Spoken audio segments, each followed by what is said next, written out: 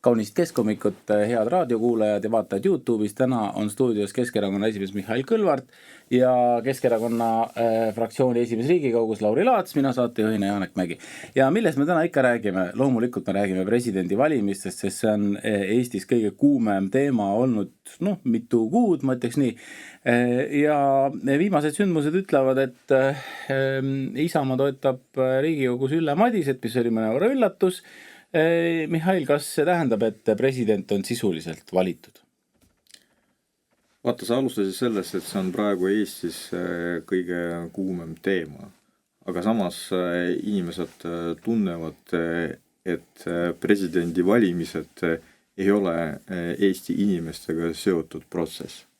Et see käib kuidagi enda rada, poliitikud midagi arutavad, aga sisuliselt see ei ole valimiste protsess, vaid lihtsalt määramine. Ja täna me oleme selle suunas veel ühe sammu teinud. Et tegelikult Keskerakonna sõnum on alati olnud, et peavad toimuma otsevalimised, Eesti inimesed peavad valima, aga kuna täna põhiseadus seda ei luba, siis vähemalt nende raamides, kus me oleme, peaksid toimuma päris valimised. Ja selleks on vaja vähemalt 2 kandidaati. Reformierakonna plaan oli ja on, et Riigikogus toimuks, ma kordan veel üks kord, presidendi määramine, ehk siis nende poolt valitud kandidaat saab formaalse toetuse ja on tehtud. Ei ole mingit arutelu, ei ole debatti, ei ole vaja pingutada, ei ole vaja näidata enda visiooni.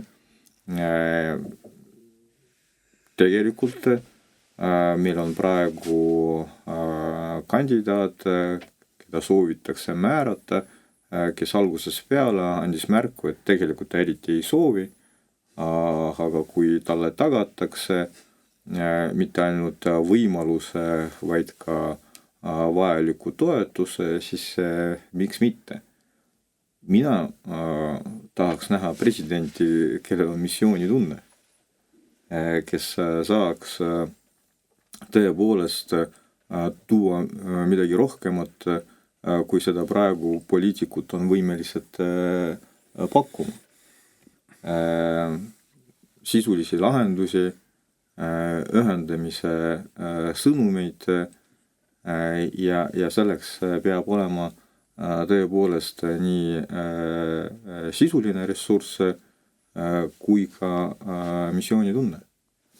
Lauri, räägi mulle nüüd, ma nägin, kuidas sina neid presidendi kandidaate seal kantseldasid, et kuidas sa nüüd tegelikult ennast tunned, kui sa oled tassinud fraktsiooni 1, 2, 3, 4, ma ei tea, võib-olla rohkem kandidaate ja valida midagi ei olegi?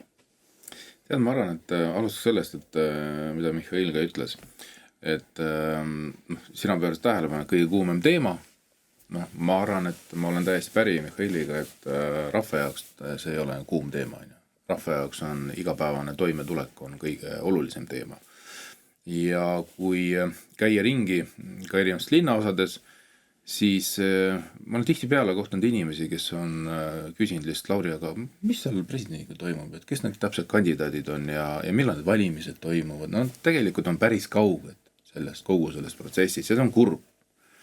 Ja kogu see nii-öelda virvarm, mis on toimunud, kogu see mängurlus ja mäng ja mida tegelikult alustas Reformierakond, ei tee au kogu selle presidentsioonile ja kogu selle olukorrale. Ja loomulikult Keskerakond on juba ammu välja öelnud, et sellist asja nagu Eestis ei toimuks, peavadki olema presidendi otsevalimised. Ja need samad jõud, kes tegelikult kogu selle presidendi valimistega on alati oma mängu mänginud, mitte mingil juhul seda ei soovi. Et kui me oleme arutanud ka põhiseaduskomisjonis, siis tegelikult hetkel on Eestis 2 erakonda, kes on selgelt välja öelnud, et president peab olema otsevalimistega valitud, see on siis Eesti Keskerakond ja EKRE. aga teised erakonnad on pigem vältinud seda ja pigem öelnud, et mitte mingil juhul.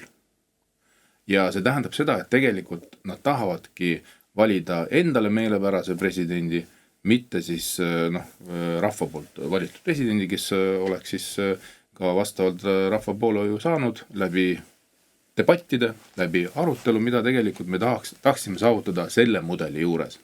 Et tõesti, et meil ei toimuks määramist ühe kandidaadi näol, vaid toimukski mitme kandidaadi vahel selline laiapõhjaline debatt, arutelu ja sellest tegelikult oleks ühiskond saanud ka kasu. Et iga arutelu juures, iga debati juures, eriti kui debateerivad kaks tugevat kandidaati, Tiit Land näiteks praegusel juhul oleks olnud üks kandidaat, Ülle Madise teine, me oleks näinud, ma arvan, siin 10 päeva sellist tugevat arutelu, mida oleks ka tegelikult praeguse olukorras kindlasti hea jälgida, kasulik ja sealt oleks saanud ka, ma arvan, vähemalt osad poliitilised jõud mingisugused suunad, et kuidas edasi liikuda. Praegu seda ei toimu ja toimubki tegelikult määramine. Ja tead, kogu selle asja juures panigi mind imestama, et ka Isamaa seda ei soovinud. Isamaa ka ei soovinud seda. Tegelikult nende otsus, mis on teile vastu võtsid, loomulikult, see on iga erakonna oma otsus, mida nad teevad. Aga mind pani nagu imestama, et miskipärast ka Isamaa otsustas mitte alustada seda debatti. Ja see loomulikult, ma arvan, et ei olnud õige käik. No meil on debatte ju tegelikult olnud, et näiteks aastal 2016 oli meil ühe kandidaadiga debatt, et suur show käis ära ja siis Eesti Televisioonis Kersti Kaljulaid üksi päni siis vastas lihtsalt saatejuhi küsimustele. No nüüd tõenäoliselt tuleb täpselt samamoodi, et debatt on siis iseendaga, aga see on ka sisekaemus ja kõik sellised võimalused ju tekivad. No ma arvan, et täna ühiskonnale järjekordselt on antud 2 signaali. Esiteks rahvale veel üks kord anti mõista, et nende arvamus kedagi ei huvita. Et keegi ei hakka isegi pingutama, et midagi lahti seletada, näidata konkurentsi selle nimel, et olla rahva esindaja, et see debatt ju on eelkõige ju dialoog Eesti inimestega. Asi ei ole selles, et kandidaadid midagi arutavad omavahel.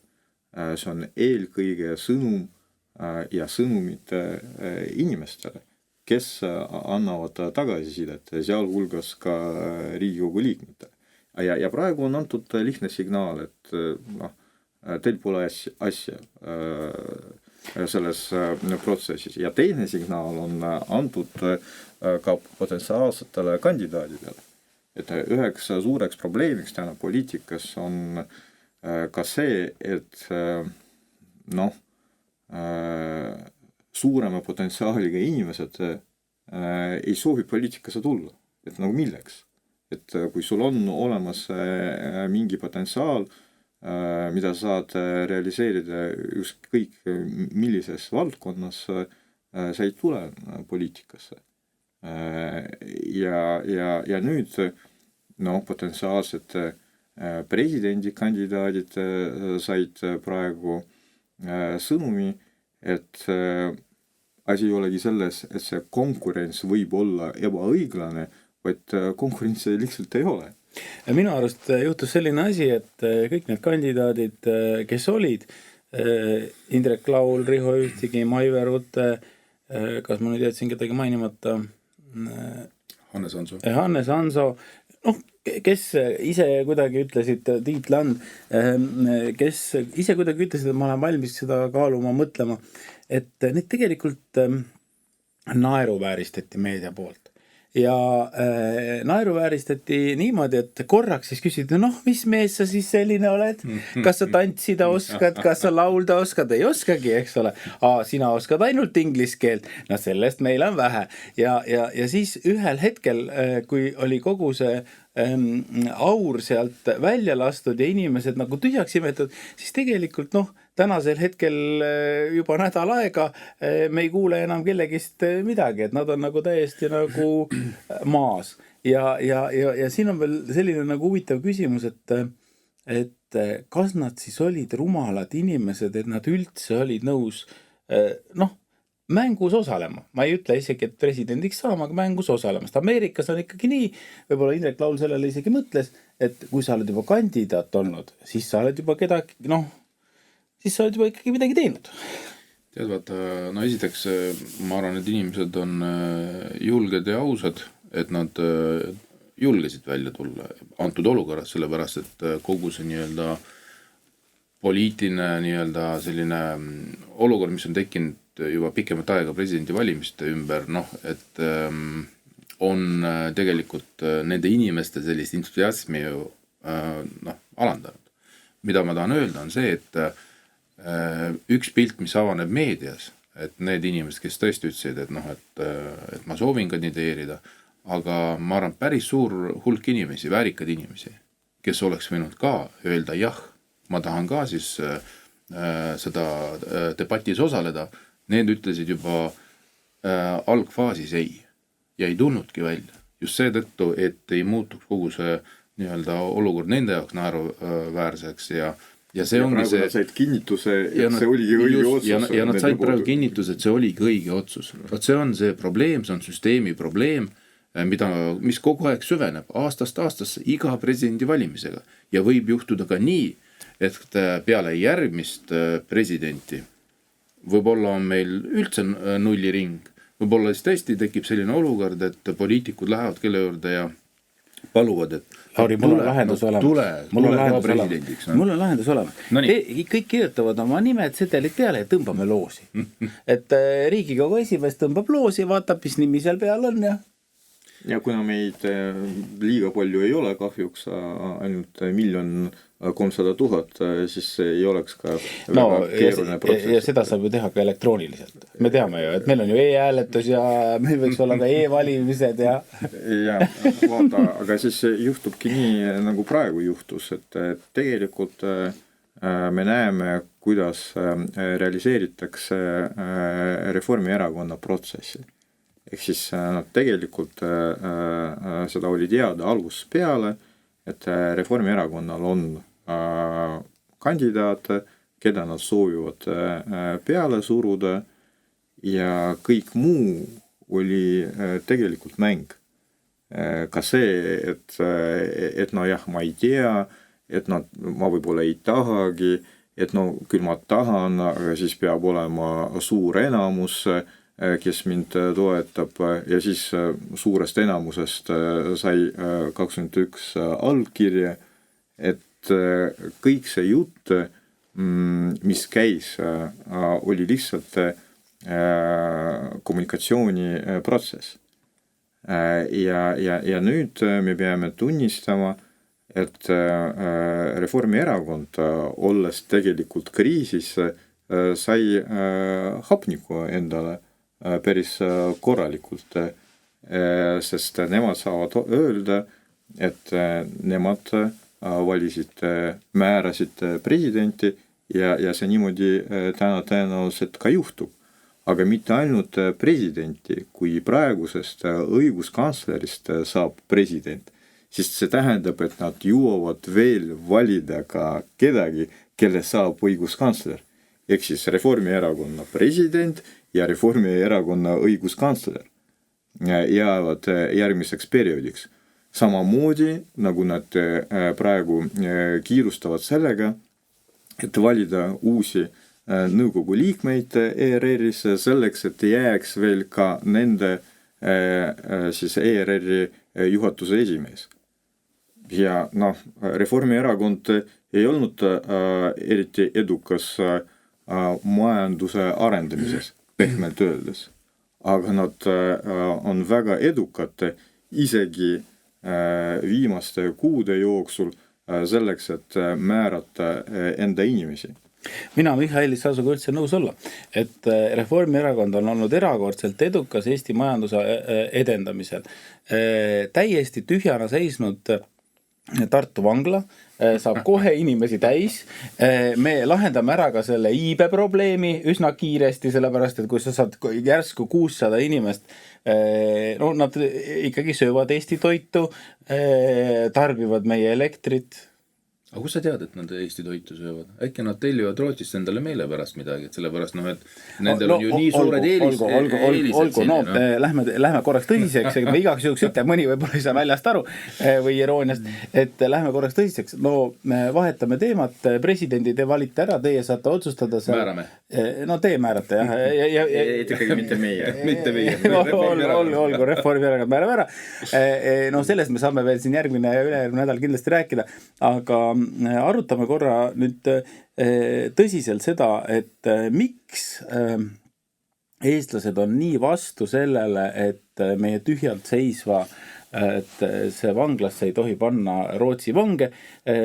Minu arust see oli vist 60 miljonit potentsiaalset eurot, mida sealt on võimalik saada, sõltuvalt vangide arvust. Et miks on rahvas vastu? No väga lihtne. Mis kuvandi me riigist jätame siis?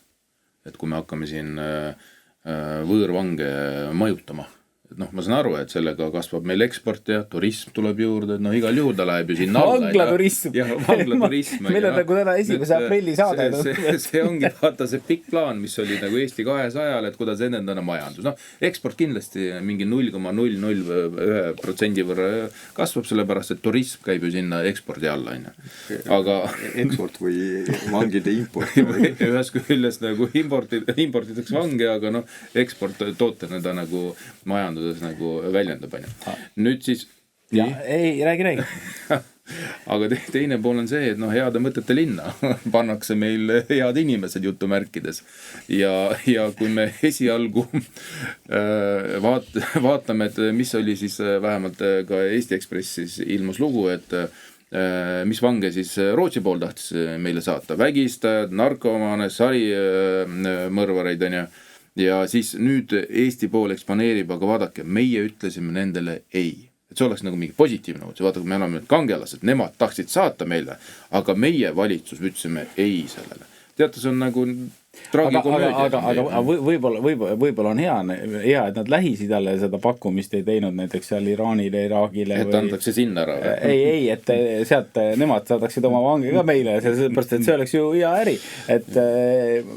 Aga ma arvan, et meil pigem Lähis-Ida asukad asuvadki Tartu vanglasse, et ma arvan, see on ka väga suur probleem ja lisaks sellele ju kaasneb ka külastused, perekonnad ja ma arvan, et see elu Tartu linnas nüüd rahulikumaks läbi selle ei muutu, et pigem nagu peaks olukord olema, millele on ka kapo juhtinud tähelepanu, et julgeoleku aspektist, et nende hinnang oli laastav sellele otsusele, mida Eesti Vabariigi valitsus on praegu tegelikult ju vastu võtnud ja protsess käib ja vangid on juba osaliselt kohal, et nemad kapa juhtis tähelepanu julgeoleku aspektile ja see nagu nii-öelda paremaks meil nagu ei lähe, eriti Tartus. No mina mäletan, nagu see vangla ehitus oli, siis toonane linnapea Andrus Ansip oli väga vastu sellele vanglale ja seal oli selline Tallinna Tartu Reformierakonna sisene vastasseis, aga Andrus Ansip vist ei osanud Alli Sunes ette kujutada ka, et ta tegelikult ehitab, laseb oma koju ehitada ja Rootsi, sa ütlesid õigesti, need ei ole suures osas mitte rootslased, kes seal vangis hakkavad istuma. Et need on hoopis teistest rahvustest inimesed. No, võttis mõtlema. Mihhail on sõnatu, et me oleme suutnud. Teate, et kui te panite tähele, iga kord, kui tuleb uus valitsus, siis koalitsioonilepingus on alati üks väga oluline punkt. Suurendame välisinvesteeringute mahtu. Ja see on selline traditsioon, et tavaliselt midagi ei toimu, et välisinvesteeringute maht ei kasva, eksport ei kasva, aga iga kord seda tuuakse välja seal lihtsalt põhjusel, et väikse majanduse puhul selleks, et oleks areng, ongi ainult üks võimalus, nagu eksport. ehk siis raha peab tulema väljaspoolt. Noh, see on matemaatiline reaalsus. Nüüd meile püütakse rääkida sellest, et vaadake tänu sellele töökohad, raha, mis tuleb nagu väljaspoolt ja siis head suhted nagu Rootsiga. Ja see on minu arvates selline süsteemne probleem meie valitsuse puhul, et see mõtteviis ongi nagu lineaarne. Et vaatavad Exceli tabelis, et vangid tulevad, nende eest makstakse, eelarvest tekib üks täiendav tulurida ja kõik. Et see nagu laiem analüüs, kuidas see mõjutab riigi imidžit, kuidas see omakorda mõjutab turismi näiteks. Noh, me olemegi väga väike riik, et iga mõjutegur on suure nagu tähendusega. Ja no, kui me räägime turismist, siis imidž on kõige suurem ja võib-olla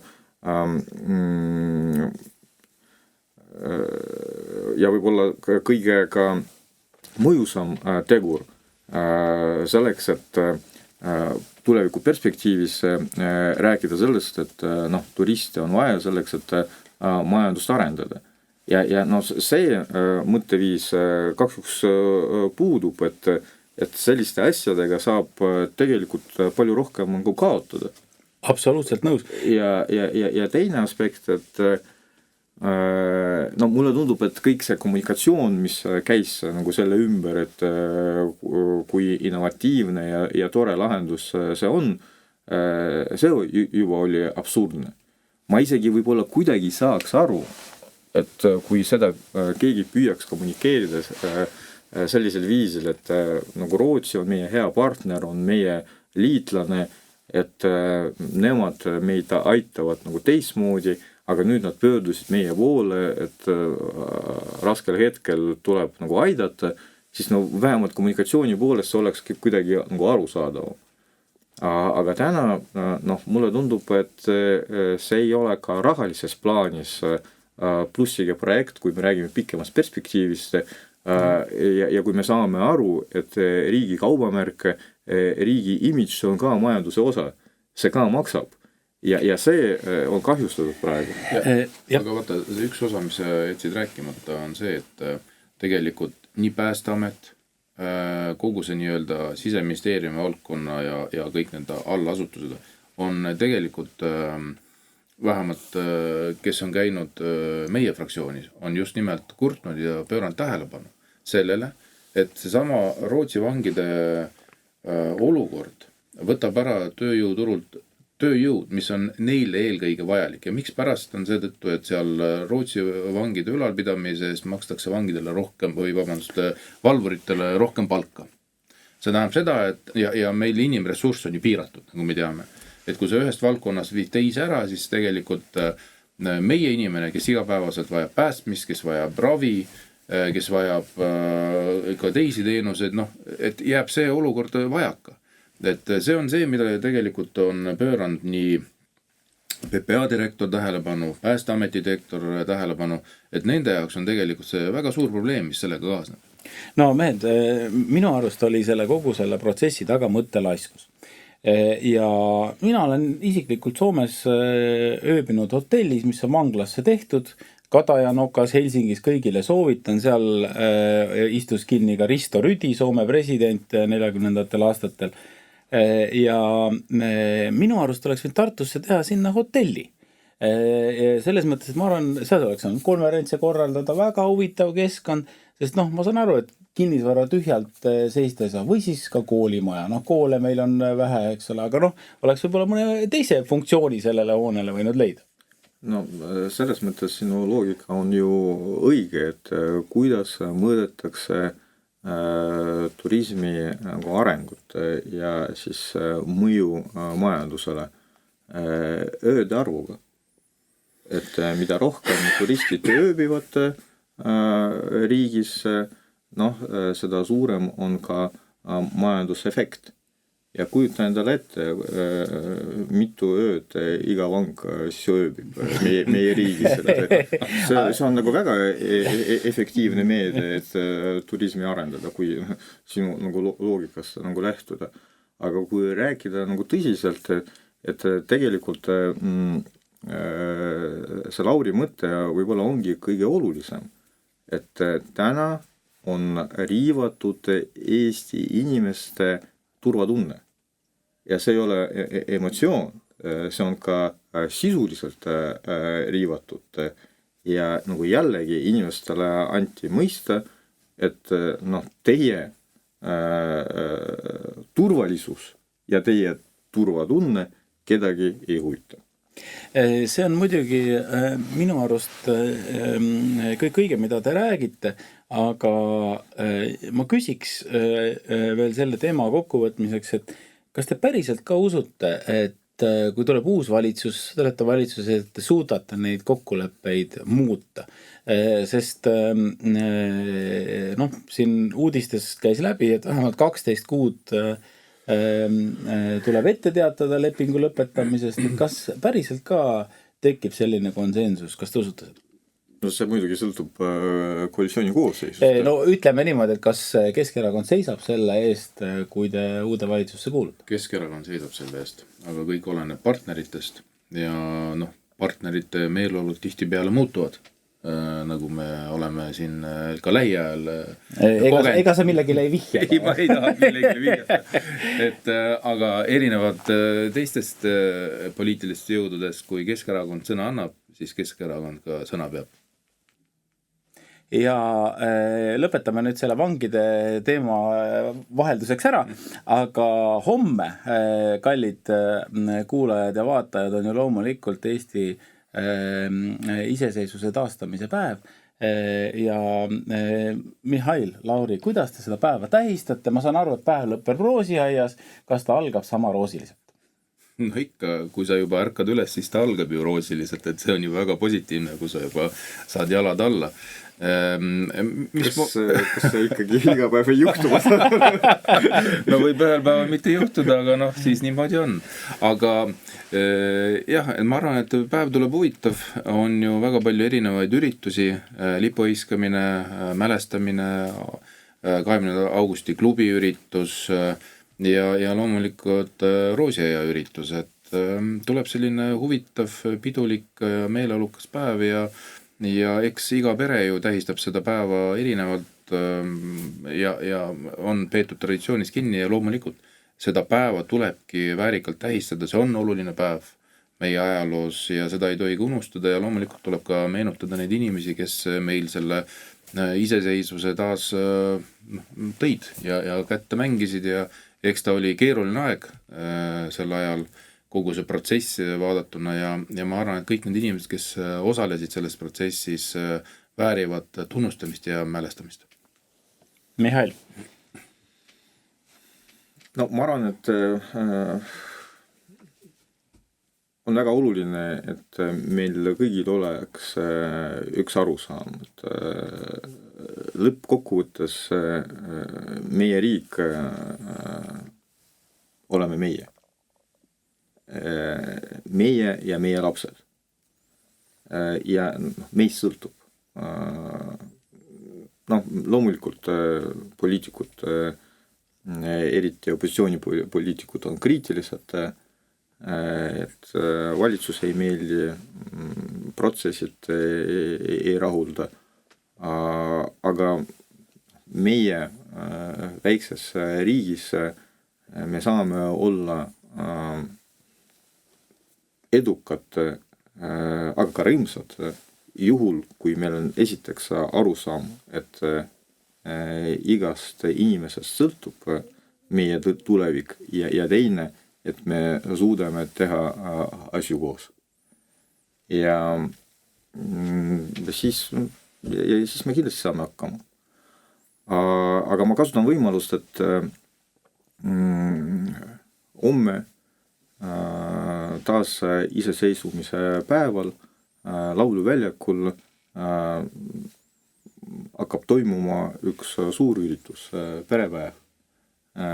Me kutsume nii tallinlasi kui ka külalisi tulla koos lastega, et me püüame teha sellest päevast tõelise pidu ja pakkuda eelkõige lastele erinevaid tegevusi ja meelelahutust. Ja ma arvan, et see on ka sümboolne. Tegelikult meie riigi sümboliks peaksid olema just lapsed. Selle kauni teadmisega me tänase saate lõpetame. Stuudios olid Keskerakonna Riigikogu fraktsiooni esimees Lauri Laats, Keskerakonna esimees Mihhail Kõlvart ja mina saatejuhina Janek Mägi. Soovime teile ühiselt koos head taasiseseisvumispäeva ja Keskomik on tagasi jälle täna nädala pärast.